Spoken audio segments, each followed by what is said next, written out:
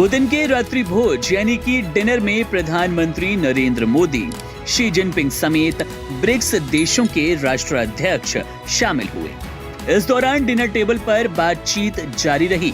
इस dinner table पर centre of attraction प्रधानमंत्री नरेंद्र मोदी। एक तरफ ये बात की जा रही है कि पाकिस्तान ने ब्रिक्स समिट में लेट अप्लाई किया है।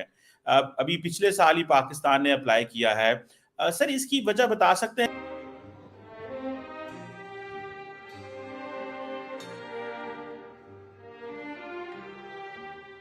देखेंगे तब तक शायद वो हो चुका भी होगा, राइट।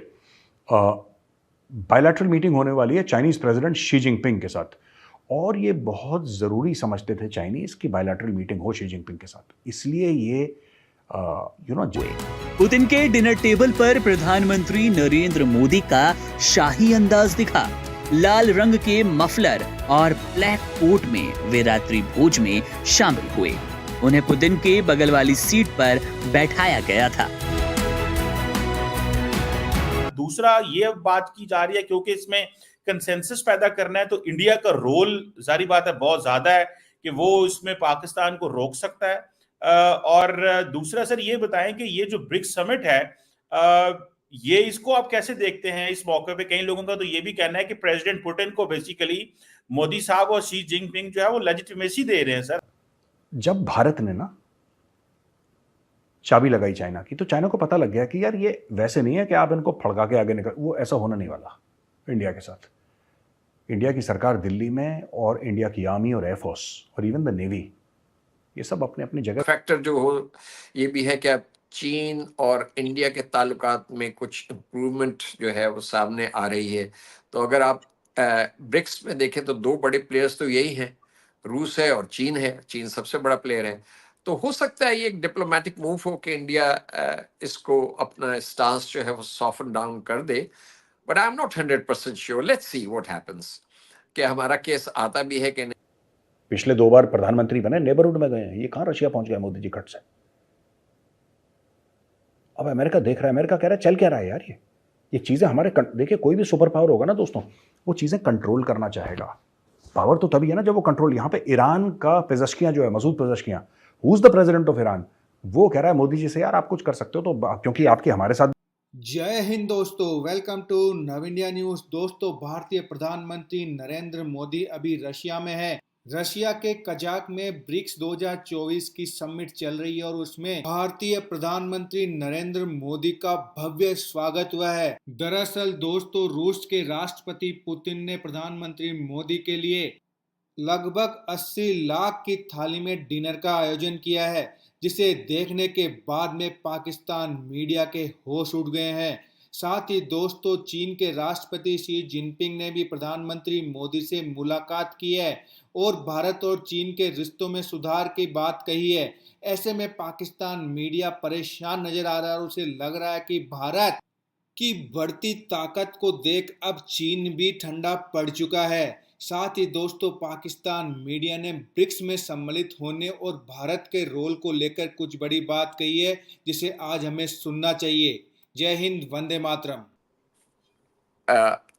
रूस ने इंडिया की मेंबरशिप को सपोर्ट किया था और पाकिस्तान की मेंबरशिप को चीन ने सपोर्ट किया था। तो उन दोनों के दरमियान जब एक बाहमी इत्तेफाक हो गया तो फिर वो सिलसिला हमारी दोनों की मेंबरशिप जो थी 2017 में सॉल्वनाइज हो गई थी।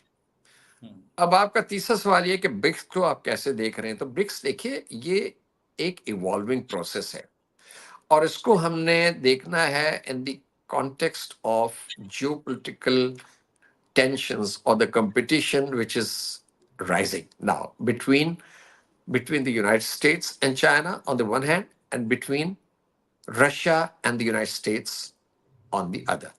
उसका नतीजा या उसकी आउटकम ये है कि चीन और रूस का एक स्ट्रेटेजिक अलायंस कह लें या पार्टनरशिप कह लें, मेरा ख्याल है उसको पार्टनरशिप ज़्यादा बेहतर है।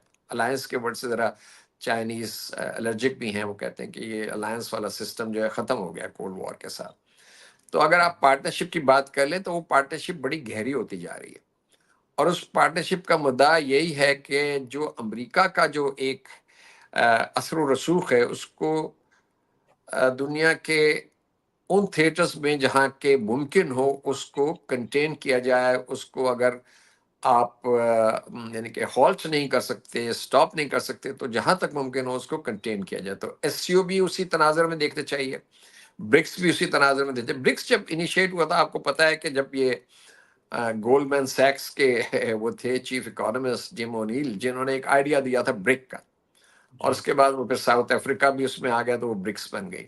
तो उनको तो पता भी ना था, उन्होंने तो एक आइडिया दिया था और वो एक मल्टीलैटरल इंटरगवर्नमेंटल फोरम के तौर पे सामने आ गया। अब इम्पॉर्टेंट बात ये है कि ब्रिक्स में ये इम्पॉर्टेंट प्लेयर्स जो हैं ये शामिल हो रहे हैं। देखिए ना जी, यूएई है, अपना इजिप्ट है, मतलब रीजनल इन्फ्लुएंशियल्स है, सऊदी अरेबिया अगर आ गया, इथोपिया, ईरान। अच्छा, अब और से पहले जो ओरिजिनल मेंबर्स हैं, तो ये जो सो कॉल्ड एक रूल्स बेस्ड ऑर्डर है ना, जो कि सेकेंड वर्ल्ड वॉर के बाद लाया गया था वेस्ट की तरफ से, जिसमें बेसिकली ये था कि वेस्ट की डोमिनेंस को, political dominance, diplomatic dominance, strategic dominance, as well as economic and financial dominance को रिटेन करना है। वो उस वक्त का तकाजा था। उसके लिए ब्रेटन वुड्स इंस्टीट्यूशंस बनाए गए, वर्ल्ड बैंक, आईएमएफ, फिर उधर यूनाइटेड नेशंस बनाई गई। अब वो जो है वर्ल्ड ऑर्डर जो है सो कॉल्ड, एक तो कोल्ड वॉर के बाद बड़ी चेंज आया, यूनिपोलर मूवमेंट था, वो खत्म हो गया, ठीक है ना जी। अब चाइना की राइस ने एक ग्लोबल लैंडस्केप में एक नया पैराडाइम इंट्रोड्यूस कर दिया, फिर रूस उसके साथ मिल गया। तो उन्होंने कहा कि हमें ये क्या, what is this rules based order, जहाँ के हम अपनी बात ही नहीं कर सकते, जहाँ ग्लोबल साउथ को उसका ड्यू नहीं मिलता। हम क्लाइमेट फाइनेंस की बात करते हैं तो उस पर नहीं कोई पेशरफ्त होती। तो उन्होंने कहा कि हम इसको चैलेंज करते हैं। और these are emerging economies, China है, अब चाइना तो एक यानी कि इकोनॉमिक सुपर पावर के तौर पर सामने आ रहा है। फिर रूस of course is embroiled in difficulties, but still it is a previous, it's a past, superpower. तो उनका हेफ्ट है, उनका इन्फ्लुएंस है, पॉलिटिकल भी है, डिप्लोमेटिक और मिलिट्री इन्फ्लुएंस है, इकोनॉमिक इन्फ्लुएंस जरा कम है। तो उन्होंने कहा कि ये सैंक्शंस हमारे ऊपर लग रही हैं, हमारे ऊपर रिस्ट्रिक्शंस लगी हैं, चाइना के ऊपर रिस्ट्रिक्शंस लगी हुई हैं। एक यानी कि कंटेनमेंट स्ट्रैटेजी जो अमेरिका की, डिस्पाइट दिस इंटरेक्शन हो जाता है, कभी सैन फ्रांसिस्को भी हो जाता है, कभी ब्लिंकन साहब चीन चले जाते हैं, कभी सुलेमान साहब चीन चले जाते हैं, बातचीत होती है, लेकिन जो प्यूनिटिव मेजर्स हैं वो उसी तरह चल रहे हैं। तो चाइना यही तो कहता है कि आपने एक डुअल पॉलिसी इख्तियार किया। आप हमें ये कहते हैं कि हम मैनेज करेंगे रिलेशंस, हम लेकिन साथ साथ आप हमें स्ट्रैटेजिकली भी कंटेन कर रहे हैं, इकोनॉमिकली भी कंटेन कर रहे हैं। तो चाइना के खिलाफ सैंक्शंस अलग लग रही हैं, रूस के खिलाफ सैंक्शंस ऑलरेडी लगी हुई हैं, ईरान को ऑलरेडी आपने स्ट्रैंगुलेट किया है, तो सारे इकट्ठे आ रहे हैं जी। उन्होंने कहा कि इस रूल बेस्ड ऑर्डर को जो है वो चैलेंज करना है, और जहां तक फाइनेंशियल स्पेस मिलती है, इकोनॉमिक स्पेस मिलती है, वो हम ले। तो मेरा ख्याल ये है कि ये इवॉल्व हो रहा है। और देखिए एक बड़ी इंटरेस्टिंग चीमा साहब जो बात है, इस ट्रेंड, देखिए ट्रेंड्स है ना, ट्रेंड्स को हम कोई क्रिस्टल बॉल तो नहीं है कि हम प्रेडिक्ट करें कि क्या आउटकम होगी। ये ट्रेंड्स है, उस ट्रेंड्स की रोशनी में आप एक इंटेलिजेंट गेस जो है वो करना चाहते हैं। अब ये देखिए कि आहिस्ता आहिस्ता अगर आप ये देखें, इन दोनों पावर्स की, चीन की और रूस की, ये कोशिश है, जैसा मैंने पहले कहा, कि अमेरिका के इन्फ्लुएंस को कंटेन किया जाए, या एक यानी कि उनको एक काउंटर किया जाए और एक काउंटर शॉक दिया जाए कि भाई अगर आप हमें कंटेन कर रहे हैं तो we also have some influence and power to give some setbacks to you. अचानक चाइना क्यों इतना उछल रहा है, रशिया क्यों इतना चल रहा है? भारत कहता है कि हमारे देशों में दोस्ती है इन देशों से, हमें क्या लेना देना है। सऊदी अरेबिया को ब्रिक्स का मेंबर बन जाओ, ईरान को बोलो ब्रिक्स का मेंबर बन जाओ, यूएई को बोलो ब्रिक्स का मेंबर बन जाओ। क्यों? क्यों? Energy is the most important part, और one of the most important parts I should say, of non traditional security, जिसमें वाटर आता है, जिसमें फूड आता है, जिसमें एनर्जी आती है, और भी कई सारी चीजें इसमें आती हैं। लेकिन अपनी एनर्जी, अब वो ब्रिक्स का हिस्सा बन गए, आपने एक और प्लेटफॉर्म में उसको अपने पास लिया है, तो ये सब खींचातानी दुनिया में चलेगी दोस्तों। और